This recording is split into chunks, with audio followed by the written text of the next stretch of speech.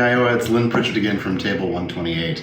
It was such a great day here in Iowa, and it really has us kind of really springing forward into summer and thinking about, you know, one of our favorite things is lemonade, homemade lemonade, and we're actually going to take this a little bit higher and do something that's really good for your immune system and spike this, well, not spike, but stud this with elderberry syrup.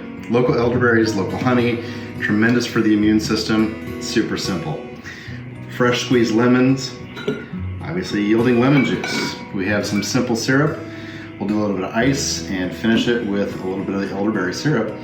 I'll be right back. All right, welcome back. We're gonna finish our lemonade here. This is simple syrup, so equal parts sugar and water.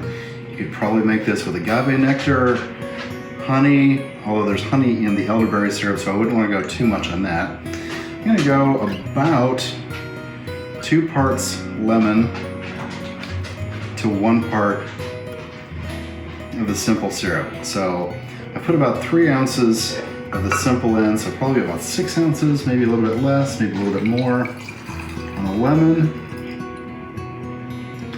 You could get really fancy and do this in a cocktail shaker. And top this off with a little bit of the elderberry syrup.